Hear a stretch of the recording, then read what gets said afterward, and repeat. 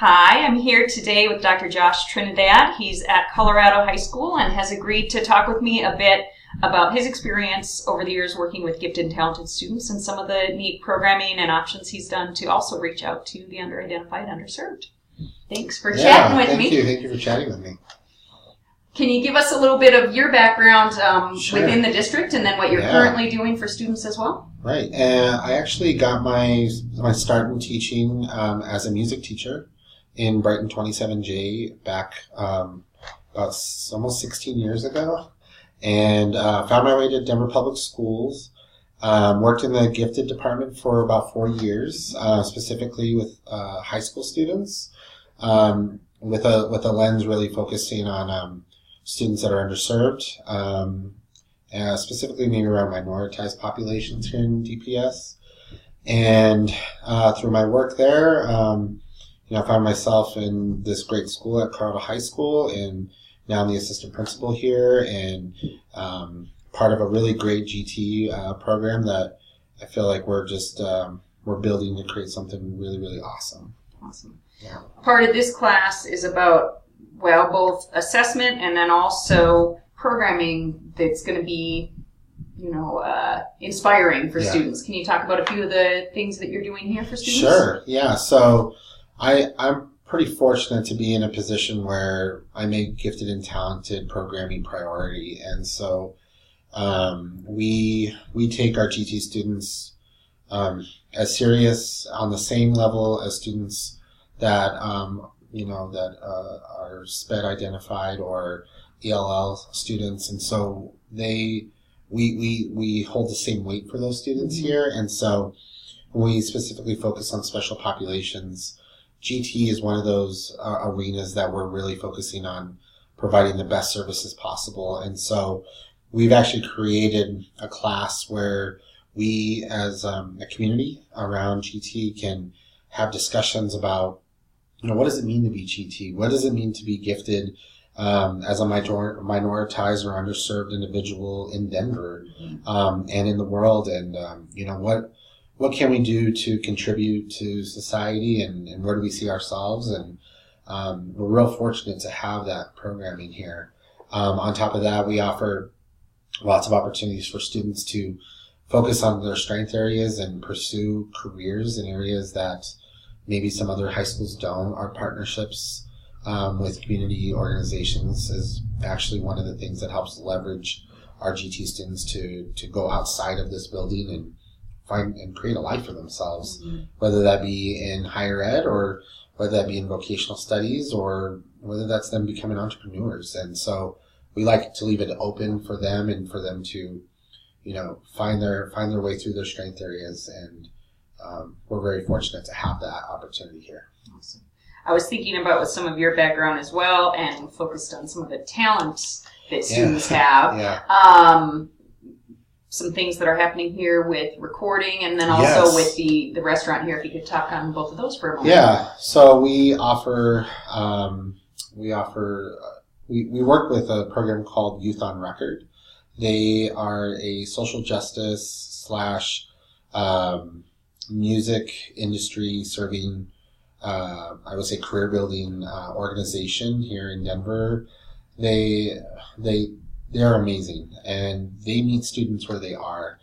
And what I mean by that is there's some students that come in with a passion for music, but maybe haven't had the outlets or the means to have instruments or whatever that may be. And so what Youth on Record does is they meet students where they are by providing them the instruments or speaking a language with them that gets them excited to pursue careers in music, and connecting that with where they are in the world in the stance with social justice too, and how their music and art is a part of being part of the movements and a movement in social justice for themselves as being minoritized. So I think that's an amazing program. A lot of our students here at Colorado High School take advantage of that program.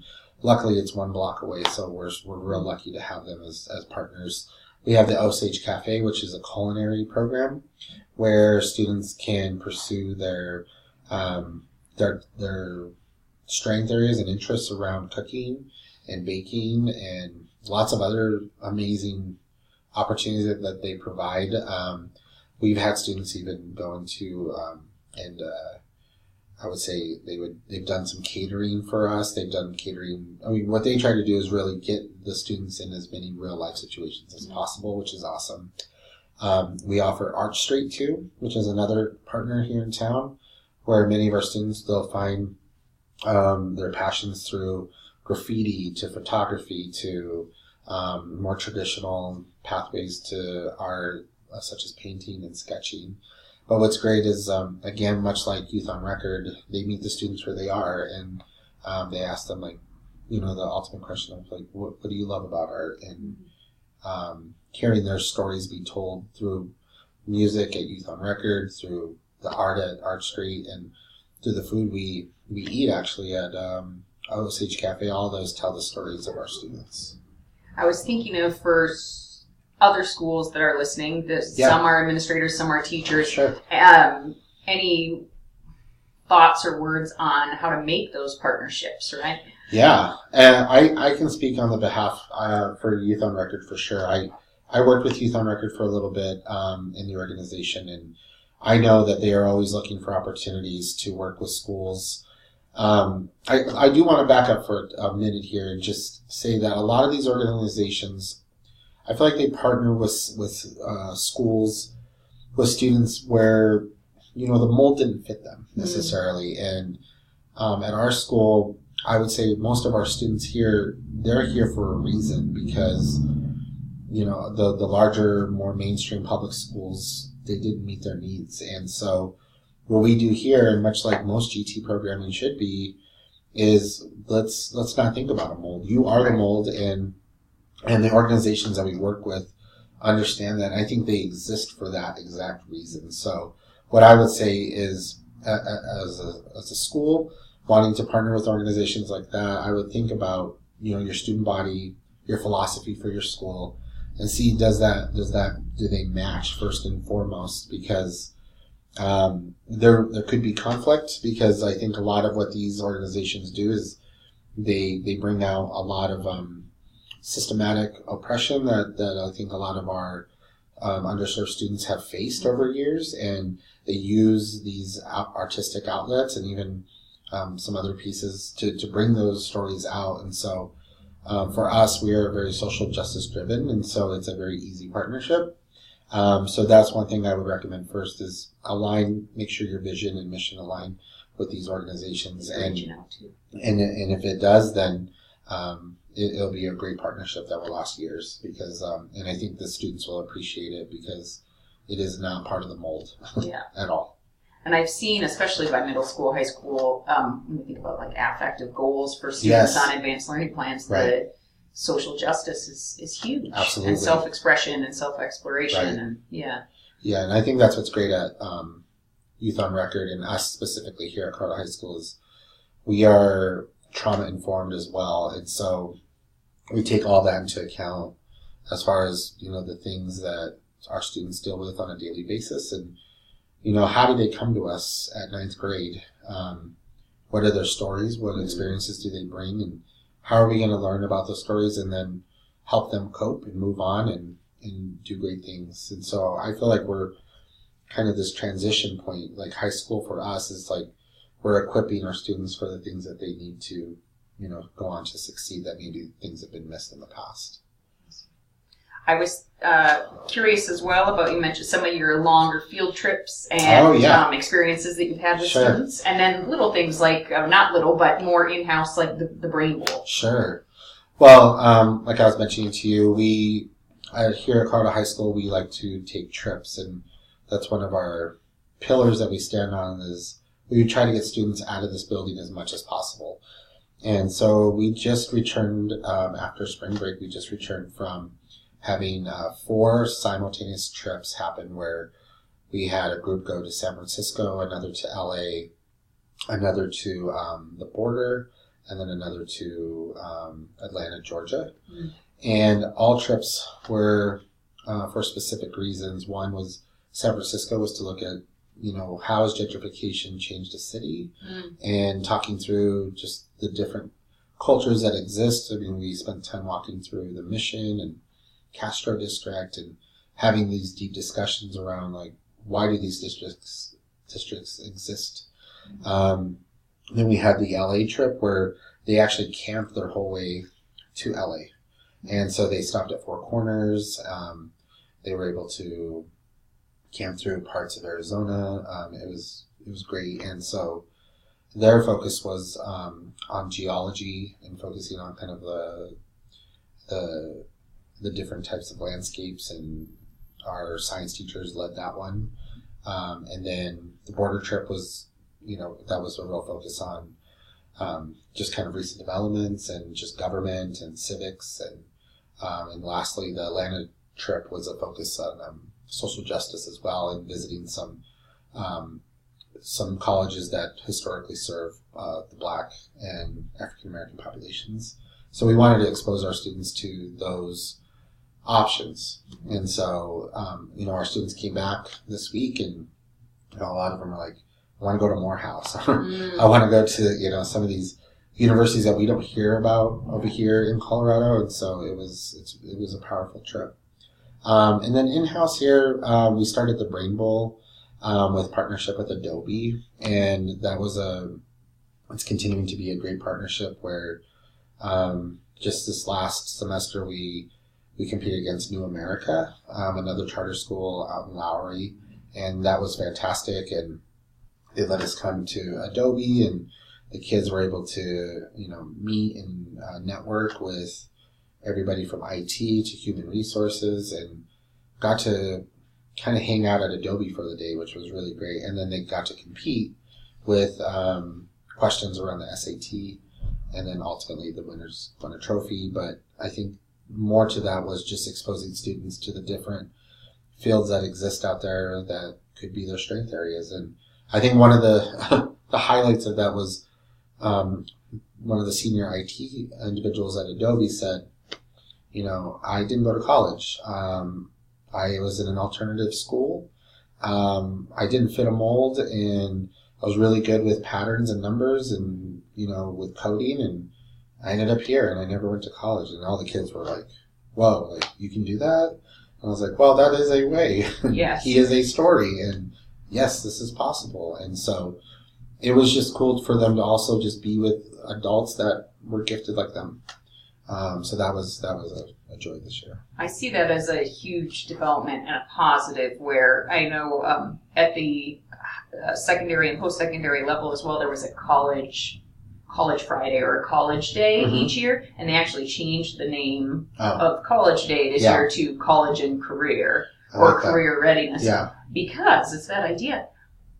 Right. This is not, you can have an amazing, successful career, not a job, but a career that you're passionate about. Absolutely. And college is just one of many ways to get there. But we have had that narrative for a while that it's like, nope.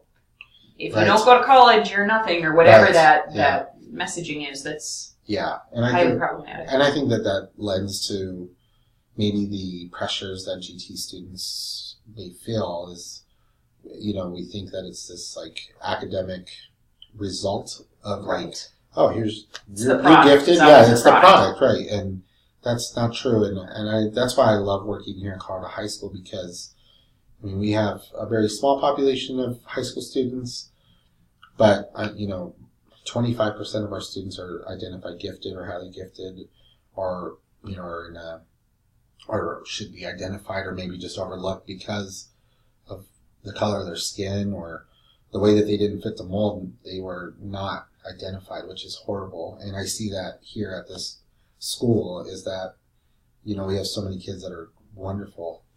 They just have been beat down because, the mold didn't fit them. So within your programming here as well, we talk about kind of gifted, talented, and talent development. Right. So recognizing even if they're not officially on an advanced learning plan, these kids should be a part of the gifted programming. Yeah, and I think that's what's great about our teaching structure here and our pedagogy is that what we do for gifted students and for specific students or in one class, we do it for all. Because I feel like all students deserve that, even if they aren't formally identified. It just breaks my heart to see a lot of these students come here that should have been identified years ago, but because of systematic oppression, they weren't. What are some of the traits, as someone that's an expert and gifted as well, that you would tell people to look out for students that aren't, Right. from the two parents that have their advanced law degrees Right. and, Yeah, I mean, $500,000 sitting in the bank? Yeah, exactly. For us, I'm going to use this student as an example. We had a student that every day, it was almost like to the actual time, like the same second every day, he would walk out of class and say, "Gosh, this is so boring. This is so boring." And finally, I was like, "Hey, like, what's boring?" He's like, "I can do this in like 5 seconds, and it means nothing to me. Like, I don't even know why I'm here." And that story, that saying is the problems that exist in mainstream schooling, but it's not a problem. It's actually, there's something unique happening there, and that needs to be addressed. So when kids say it's boring or it means nothing to them because it's not relevant to them, there's a discussion that needs to be had. And for me as a teacher at heart, I would dig and say, like, well, where did I miss something? Like, I'm not doing my job fully. And looking back into their past and saying, like, wow, like, it looked like you were really interested in science and you haven't had a science class at all, or we're not meeting your interests, or none of this is relating to, your strength areas or areas that excite you. So for me, I would always pay close attention to, when kids feel like things are boring, to really dig in to ask the question, like, why and how we can be more relevant. I thought of that important point that you made that I've heard from others as well, which is, what's wrong or what's an issue for this student? We should flip the lens as the educators on ourselves and say, okay, if a student is struggling, what have I missed? What do I need to be doing differently? They're coming to us as the adults to help them in that process. Yeah. And I was just with another school today with a gifted point of contact who said she had to push against the system there because she found there was a young lady who was acting out. She was at the high school level as well, acting out a lot, and was failing her classes. And she talked about being bored, and they weren't going to let her take the advanced classes. So they said, no, right? She doesn't deserve it. She's a behavioral issue. She's got all these Fs. And so luckily, we had an advocate there as well where she pushed and she said, don't you do that. Right. You need to give her that access. She can easily be acting out and being a thorn in your side because you're not meeting her needs. And so she went from Fs in the low-level literacy. They put her into the advanced class, and she's now getting Bs in the advanced class. That's awesome. And the behaviors are decreasing. It's not like magic wand. She was the perfect student, but pretty dramatic turnaround. That's a big deal. And I think you used a word there that I think is important. It's deserve. Like, she's supposed to earn something. Right? And she does. And the fact that, like you're saying, like, teachers are the ones that should recognize that. And there's no deserving. It's a service that needs to be met. And I think that's the problem around academia, is that we feel like we have to earn it, to earn a prestige. And that whole idea of prestige is to be earned and all this, but our students, the GT students, they need these services because that's what's going to keep them from saying stuff like, I'm bored. And I think that's a or dropping out. Or dropping out, right? Or coming to us in an alternative path. So, yeah, exactly. Thank you. I'm going to pause it for a moment and we'll look at a couple photos from a few things you guys have done. Sounds good. All right. So here's a photo of our GT students at the Brain Bowl at Adobe. I really like this photo because, this was right after we had won the competition. And specifically with these group of students, if you had not looked at this picture and met them before, you would have said, like, these are completely different people. But what this Brain Bowl did was it brought out the best in all of them. And they leaned on each other with different strength areas and pulled on each other to compete. And it was just awesome to watch them say stuff like they're not bored, like that they're really into this, and that they can see themselves like working in an environment like at Adobe. And so, this really captures the joy that it was that was had that day. And this seems like a easily modifiable thing at any age level as well. Absolutely. Yeah. Yeah, this can be done at any level. And then in this photo here, our GT class participated in an hour of coding at Adobe that they hosted. And so our students, they were on a few different platforms, Python and Scratch, and some were actually getting into some HTML, which was great because a couple of the IT, a couple of the people that work there that are in IT were interested in a couple of our students, maybe possibly interning. Very cool. After that opportunity. So that was great. And then lastly, this is kind of what the Brain Bowl looked like. That's our team on the far end. And that day was really great. We had a state representative, a retired state representative, Polly Baca, who spoke and encouraged the students to do well and just kind of talk about, what it's like what it was like for her growing up as a minoritized individual and the opportunities that she didn't have and how great it was for them to be there and to be in this situation. And it was a really powerful moment. So what you're seeing there is the students participating in a panel with a couple. I think there's like a lawyer that was there, the senior IT guy, somebody from HR, and then Polly Baca from the state of Colorado. Awesome. Yeah. Can you think of any? Thank you very, very much for talking with me. And this will be, something that's shared with many administrators and teachers that are in the field. Last word of wisdom for working with our students. Yeah, I think, it's my words of wisdom are really captured in these photos is that, as I was growing up in the GT world, all the pictures I saw were of students that didn't look like me. And covers of books that didn't look like me or my parents. It's, I see some of these old books that say Raising Gifted Kids, and they weren't brown parents, they were white people. And so one of the recommendations I would say is that giftedness exists everywhere. And, for us to live in this time in history, we need to be cognizant that all students deserve this support, especially the ones that have been minoritized systematically in our country. Awesome. Thank you so much for your time. Yeah, thank you.